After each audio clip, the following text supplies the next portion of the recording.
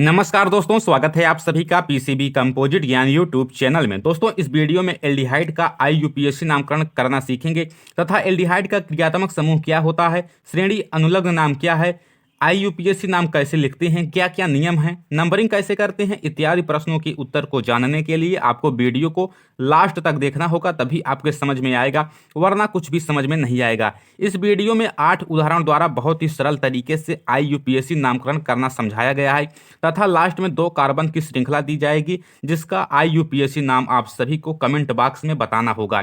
दोस्तों, जिस किसी को भी आईयूपीएसी नाम निकालना बिल्कुल भी नहीं आता, वह इस वीडियो को पूरा देखने के बाद एल्डिहाइड का कोई भी यौगिक अगर एग्जाम में आएगा तो आप लोग देखते ही उसका आंसर दे देंगे, उसका आईयूपीएसी नाम बता देंगे। तो प्लीज़ दोस्तों, आप लोगों से रिक्वेस्ट है कि अगर आप लोग वीडियो को चैनल पर पहली बार देख रहे हैं तो चैनल को सब्सक्राइब करें, बगल में बने बेल आइकन को दबा दें तथा वीडियो को भी लाइक कर दें। अब चलते हैं दोस्तों, आपको एल्डिहाइड का आईयूपीएसी नामकरण करना सिखाते हैं। सबसे पहले दोस्तों, यहाँ पर एक कार्बन की चेन दी गई है, आप लोग ध्यान से समझिएगा तभी आप लोगों के समझ में आएगा। यहाँ पर एक कार्बन की चेन दी गई है और इसका आईयूपीएसी नाम पूछ रहा है। दोस्तों, सबसे पहले आप लोगों को पता होना चाहिए कि एल्डिहाइड का क्रियात्मक समूह क्या होता है, श्रेणी अनुलग्न नाम क्या है। तो सबसे पहले एल्डिहाइड का दोस्तों सफिक्स नेम या श्रेणी अनुलग्न नाम होता है, लास्ट में एल लगाने से आईयूपीएसी नाम बनता है। अगर आप लोग हिंदी में आईयूपीएसी नाम लिख रहे हैं तो उसके लास्ट में अल शब्द लगाने से आईयूपीएसी नाम बनता है।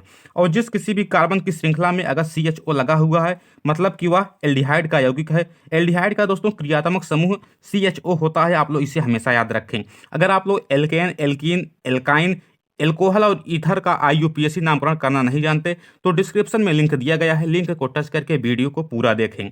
अब दोस्तों, यहाँ पर कार्बन की श्रृंखला दी गई है और इसका आईयूपीएसी नाम पूछ रहा है। अब सबसे पहले हम नंबरिंग कर देंगे। दोस्तों, एल्डिहाइड में नंबरिंग करने का तरीका थोड़ा अलग है, क्योंकि दोस्तों इसमें अगर CHO समूह लगा हुआ है एल्डिहाइड में तो हम नंबरिंग हमेशा उस साइड से करेंगे जहाँ पर हमारा क्रियात्मक समूह रहेगा, चाहे हमें कार्बन की श्रृंखला छोटी ही क्यों ना मिले।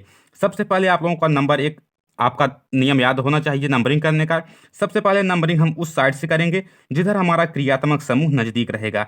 चाहे दोस्तों श्रृंखला में अधिक से अधिक ना मिले, हमें कम श्रृंखला ही मिले, लेकिन हमेशा नंबरिंग हम CHO समूह से ही करेंगे। तब हम इस कार्बन में श्रृंखला इस साइड से कर देंगे, 1 कार्बन, 2 कार्बन, 3 और 4 कार्बन। टोटल 4 कार्बन है दोस्तों।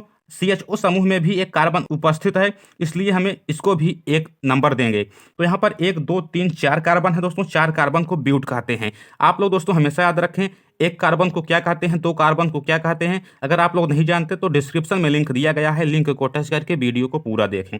1 कार्बन को दोस्तों मेथ, 2 कार्बन को एथ, 3 कार्बन को प्रोप, 4 कार्बन को ब्यूट, ठीक इसी प्रकार आगे भी कहते हैं। अगर आप लोग नहीं जानते तो डिस्क्रिप्शन में लिंक दिया गया है, लिंक को टच करके उस वीडियो को पूरा देखें, तब आप लोगों को समझ में आ जाएगा कि आईयूपीएसी नाम निकालना कितना आसान है। अब दोस्तों यहाँ पर 4 कार्बन की श्रृंखला दी गई है, 1 कार्बन, 2, 3, 4 कार्बन है। 4 कार्बन को दोस्तों ब्यूट कहते हैं। तो सबसे पहले लिख देंगे ब्यूटेन, मान लेते हैं, लिख देते हैं ब्यूटेन। अब दोस्तों यहाँ पर ई को हम हटा देंगे, ई को हम रिमूव कर देंगे यहाँ पर, और इसका सफिक्स नेम होता है, श्रेणी अनुलग्न नाम होता है अल। एल लगाने से आईयूपीएसी नाम बनता है। तब हमारा आईयूपीएसी नाम हो जाएगा ब्यूटेनल। यही दोस्तों हमारा आईयूपीएसी नाम हो गया। आशा करता हूं आप लोग बहुत ही आसानी से समझ गए होंगे। और दोस्तों एल्डिहाइड का आईयूपीएसी नाम एल्केनल होता है, आप लोग हमेशा याद रखें एल्केनल। एल्केनल के स्थान पर दोस्तों जैसे हो जाएगा ब्यूटेनल, प्रोपेनल, हेक्सेनल, ठीक इसी प्रकार आईयूपीएसी नाम लिखते हैं। अब दोस्तों चलते हैं दूसरे उदाहरण की तरफ, ध्यान से समझिएगा। दूसरा उदाहरण दिया गया है CH3 single bond CH2 single bond CH और सिंगल बॉन्ड CHO और यहाँ पर CH3। अब दोस्तों कुछ नहीं करना है, सबसे पहले पता लगाना है कि दिए गए कार्बन के चेन में आखिर क्रियात्मक समूह क्या है। तो आप लोग ध्यान दीजिएगा, यहाँ पर CHO लगा हुआ है, मतलब कि यह एक एल्डिहाइड है। एल्डिहाइड का फंक्शनल ग्रुप या क्रियात्मक समूह CHO होता है, आप लोग हमेशा याद रखें। जिस किसी भी कार्बन की श्रृंखला में अगर CHO लगा हुआ है मतलब कि वह एल्डिहाइड है। और एल्डिहाइड का सफिक्स नेम होता है, आप लोगों को याद होना चाहिए, लास्ट में AL लगाने से आईयूपीएसी नाम बनता है। अब दोस्तों हम इसमें नंबरिंग कर देंगे। नंबरिंग उस साइड से हमेशा करेंगे जिस साइड पर हमारा क्रियात्मक समूह CHO उपस्थित है। तब हम नंबरिंग इस साइड से कर देंगे, 1 कार्बन, 2 कार्बन, 3 कार्बन और 4 कार्बन। 4 कार्बन की श्रृंखला है और 2 पर एक मेथिल समूह लगा हुआ है प्रतिस्थापी के रूप में। तब इसका आईयूपीएसी नाम हम इस तरह से लिखेंगे। सबसे पहले 2 पर मेथिल समूह लगा हुआ है शाखा के रूप में, तब लिख देंगे 2 पर लगा हुआ है तो लिख देंगे 2, उसके बाद मेथिल, 2 मेथिल। उसके बाद दोस्तों 4 कार्बन की श्रृंखला है तो 4 कार्बन को ब्यूट कहते हैं, तो हो जाएगा ब्यूटेनल। लास्ट में अल लगाने से हमारा IUPAC नाम बनता है, यही हमारा IUPAC नाम हो गया। अब दोस्तों आप लोग सोच रहे होंगे यहाँ पर अल तो नहीं लिखा गया है, लेकिन दोस्तों नल अल आ रहा है बीच में तो यही हमारा IUPAC नाम हो जाएगा। अगर हम इसको इंग्लिश में लिखेंगे तो हो जाएगा हमारा 2 मेथिल, उसके बाद 2 मेथिल ब्यूटेनल, लास्ट में अल लगा इसलिए हमारा IUPAC नाम हो गया 2 मेथिल ब्यूटेनल। आशा करता हूं आप लोग बहुत ही आसानी से समझ रहे होंगे कि एल्डिहाइड का IUPAC नामकरण कैसे किया जाता है।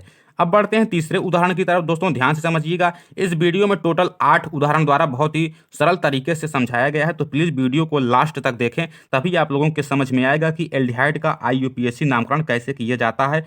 इन सभी में नंबरिंग करने का नियम भी बताया गया है, तो आप लोग वीडियो को ध्यान से देखें। अब यहाँ पर दोस्तों कार्बन की एक श्रृंखला दी गई है और इसका IUPAC नामकरण करना है।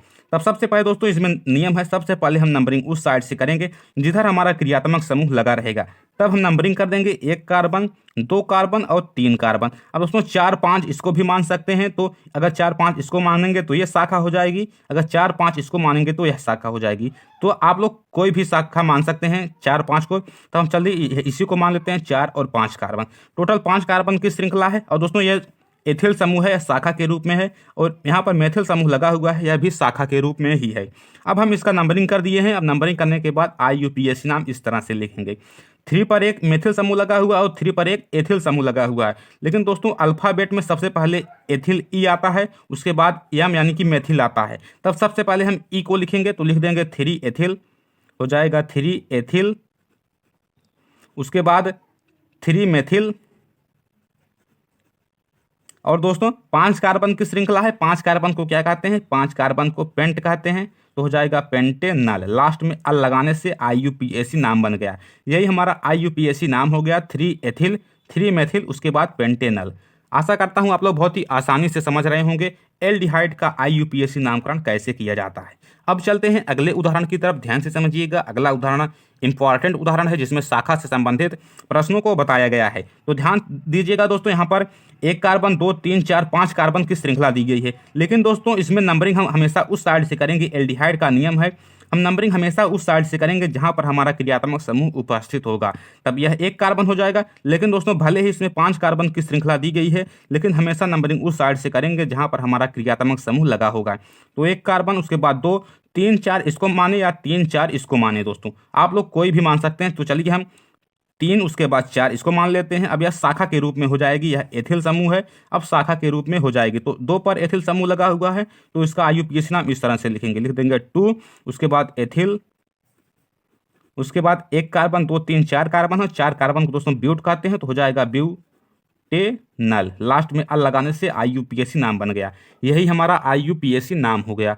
अब चलते हैं अगले उदाहरण की तरफ। दोस्तों 5वां उदाहरण ध्यान से समझिएगा। 5वां उदाहरण दिया गया है CH3 single bond C, single bond CH2, single bond CH3।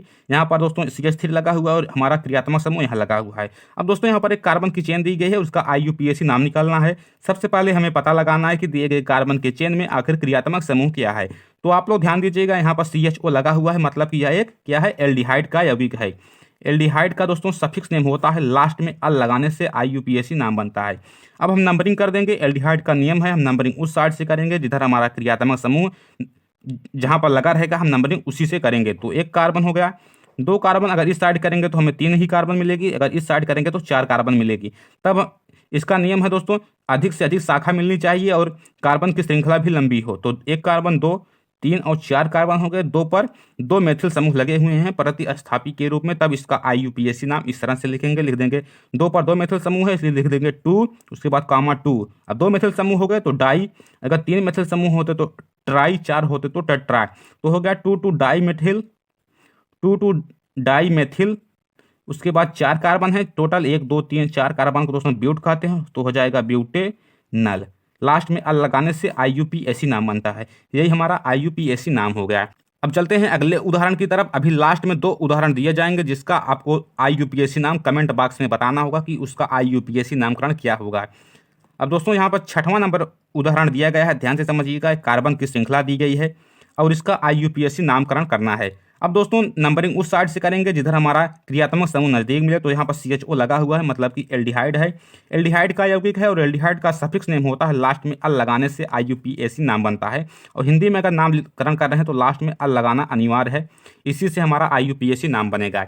अब हम नंबरिंग कर देंगे। 1 कार्बन, 2 कार्बन, 3, 4 और 5 कार्बन की श्रृंखला है। 2 पर एक मेथिल समूह है और 4 पर एक मेथिल समूह है। अब हम इसका IUPAC नाम इस तरह से लिखेंगे, तो लिख देंगे 2, क्योंकि 2 पर एक मेथिल समूह है तो लिख देंगे 2, और 4 पर एक मेथिल समूह है तो लिख देंगे 4, और 2 मेथिल समूह टोटल है तो लिख देंगे डाई, उसके बाद मेथिल, 2, 4 डाई मेथिल, और 1 कार्बन, 2, 3, 4, 5 कार्बन की श्रृंखला है। 5 कार्बन को दोस्तों पेंट कहते हैं, तो हो जाएगा पेंटेनल। यही दोस्तों हमारा IUPAC नाम हो गया। अगर हिंदी में लिख रहे हैं तो लिख देंगे 2, 4 डाई, उसके बाद मेथिल और पेंटेनल, पेंटेनल। यही दोस्तों हमारा IUPAC नाम हो गया। यहाँ पर अल लगा हुआ है, यानी कि यह एल्डिहाइड का यौगिक है और हमारा IUPAC नाम यही है, 2,4 डाई मेथिल पेंटेनल। अब चलते हैं 7वें नंबर उदाहरण की तरफ। ध्यान से समझिएगा। 7वां नंबर उदाहरण मोस्ट इंपॉर्टेंट उदाहरण है, या अक्सर बोर्ड एग्जाम्स में पूछा जाता है। तो यहाँ पर दोस्तों यहाँ पर एक कार्बन की चेन दी गई है और इसका IUPAC नामकरण करना है। अब दोस्तों आप लोग ध्यान दीजिएगा, यहाँ पर CHO लगा हुआ है, मतलब कि यह एक एल्डिहाइड का यौगिक है और एल्डिहाइड का सफिक्स नेम होता है, लास्ट में AL लगाने से IUPAC नाम बनता है। अब हम नंबरिंग उस साइड से करेंगे जिधर हमारा क्रियात्मक समूह लगा रहेगा। तो 1 कार्बन, 2, 3, 4 और 5 कार्बन की श्रृंखला है। 3 पर एक मेथिल समूह लगा हुआ है। तब इसका IUPAC नाम इस तरह से लिखेंगे, लिख देंगे 3 मेथिल, क्योंकि 3 पर एक मेथिल समूह लगा हुआ है तो लिख देंगे 3 मेथिल। उसके बाद 5 कार्बन है, 1, 2, 3, 4, 5 कार्बन को दोस्तों पेंटेनल कहते हैं, पेंटेनल। लास्ट में अल लगाने से IUPAC नाम बन गया। अगर इंग्लिश में लिखेंगे तो लिख देंगे 3 मेथिल, उसके बाद पेंटेनल, पेंटेनल। लास्ट में अल लगाने से IUPAC नाम बन जाएगा किसका? एल्डिहाइड का। अब दोस्तों 8वें नंबर उदाहरण की तरफ चलते हैं। ध्यान से समझिएगा। 8वां नंबर उदाहरण बहुत ही महत्वपूर्ण है। यहाँ पर दोस्तों एक कार्बन की श्रृंखला दी गई है और इसका IUPAC नामकरण करना है। यहाँ पर CHO लगा हुआ है। तब हम नंबरिंग उस साइड से करेंगे जिधर हमारा क्रियात्मक समूह नजदीक रहेगा। तो 1 कार्बन, 2, 3 और 4 कार्बन है। 2 पर एक मेथिल समूह लगा हुआ है, 3 पर मेथिल समूह लगा हुआ है। तब इसका IUPAC नाम हम इस तरह से लिखेंगे, लिख देंगे 2 पर एक मेथिल समूह है तो 2, और 3 पर मेथिल समूह है तो 3, और 2 मेथिल समूह टोटल हो गए तो लिख देंगे डाई, उसके बाद मेथिल, और 4 कार्बन की श्रृंखला है। 4 कार्बन को दोस्तों ब्यूट कहते हैं, तो हो जाएगा ब्यूटेनल। लास्ट में अल लगाने से IUPAC नाम बन गया। अब दोस्तों आशा करता हूँ आप लोग 8 उदाहरणों द्वारा बहुत ही अच्छे तरीके से समझ गए होंगे कि एल्डिहाइड का IUPAC नामकरण कैसे किया जाता है। अब चलते हैं दोस्तों, आपको 2 कार्बन की श्रृंखला देते हैं, उसका IUPAC नामकरण क्या होगा कमेंट बॉक्स में जरूर बताइएगा। अगर आप लोग एल्केन, एल्कीन, एल्काइन, एल्कोहल और ईथर का IUPAC नामकरण करना नहीं जानते तो डिस्क्रिप्शन में लिंक दिया गया है, लिंक को टच करके उस वीडियो को पूरा देखें। इन दोनों का IUPAC नामकरण क्या होगा दोस्तों कमेंट बॉक्स में जरूर बताइए। अगर आप लोग वीडियो को ध्यान से देखे होंगे और समझे होंगे तो इन दोनों का IUPAC नाम बता देंगे। तो प्लीज़ दोस्तों वीडियो को लाइक करें, चैनल को सब्सक्राइब करके बगल में बने बेल आइकन को दबा दें, जिससे न्यू वीडियो की नोटिफिकेशन आपको सबसे पहले मिले। और अगले वीडियो में कीटोन का दोस्तों IUPAC नामकरण करना बताएंगे कि कीटोन का IUPAC नामकरण कैसे किया जाता है, इसका क्रियात्मक समूह क्या होता है। दोस्तों कीटोन का क्रियात्मक समूह कार्बन डबल बॉन्ड ऑक्सीजन होता है। दोस्तों आप लोग ध्यान रखें। कीटोन का IUPAC नामकरण कैसे निकाला जाता है, क्या क्या नियम है, नंबरिंग कैसे करते हैं, इन सभी के प्रश्नों को उत्तर को जानने के लिए आपको चैनल को सब्सक्राइब करना होगा, ताकि हमारा न्यू वीडियो की नोटिफिकेशन सबसे पहले आपको मिले। और न्यू वीडियो में कीटोन का IUPAC नामकरण करना समझाएंगे कि कैसे कीटोन का IUPAC नामकरण किया जाता है। और दोस्तों alkane, alkene, alkyne, ether, alcohol का IUPAC नामकरण करना नहीं जानते तो डिस्क्रिप्शन में लिंक दिया गया है, लिंक को टच करके वीडियो को पूरा देखें। मिलते हैं दोस्तों नेक्स्ट वीडियो में, तब तक धन्यवाद।